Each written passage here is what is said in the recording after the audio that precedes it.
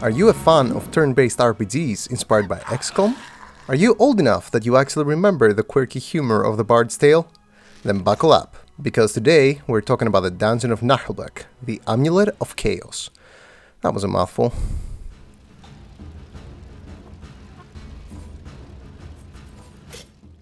Tidon, that's what I'm calling this game from now on, is a tactical RPG where you take the role of every RPG character that ever existed, trying to escape the curse of the Amulet of Chaos, exploring the dungeon in question, and trying to destroy its source. Halt! You arrived at a junction and must face 3 choices. If all of the above sounds very generic to you, it's because it is, and the developers wanted to be that way.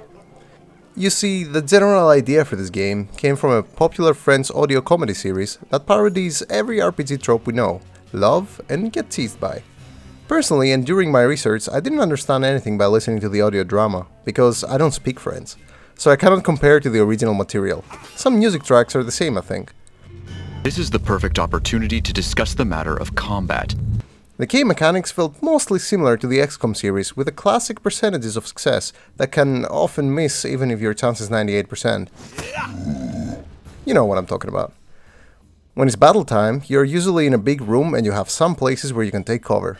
You set the position of your characters, and depending on their initiative, they take turns.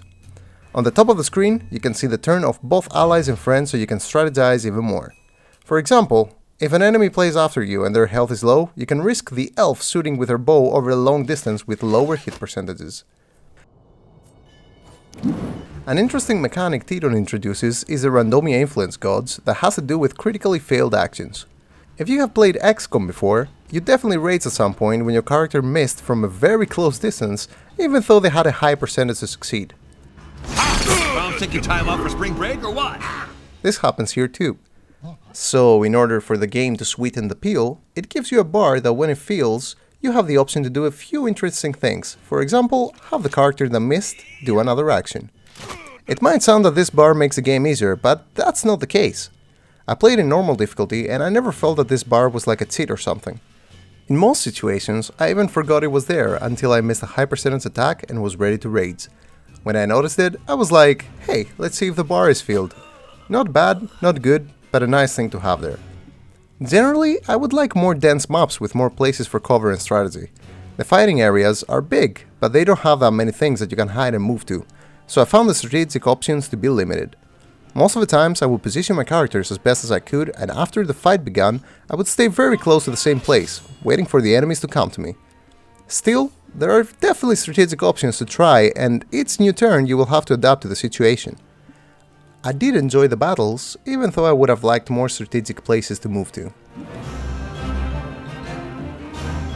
Story-wise, the game has a completely generic setup as I mentioned before, but it filters everything through comedy, so it makes most of the playthrough enjoyable. Hello, we're looking for an artist who can sing. We don't need a demonstration. A mute singer will do. Unfortunately, most of the jokes and humor don't land for me. Open door! Gotta go! Me eat bad gold tripe!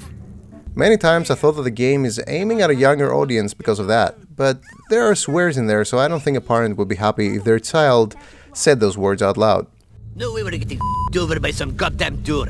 My cousin Klungly always says, if it's magic, hit it harder!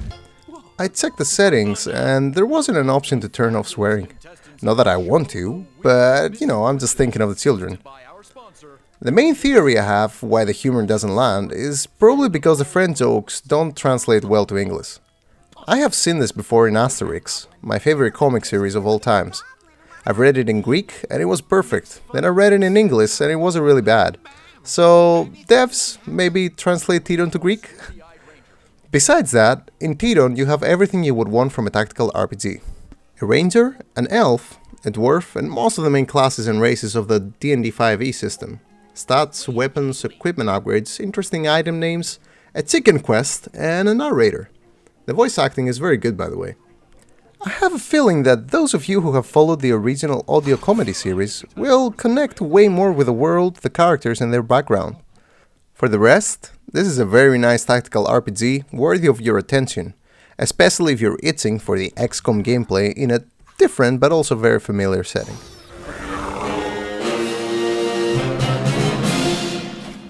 That was a great battle. Let's drink to Crumb.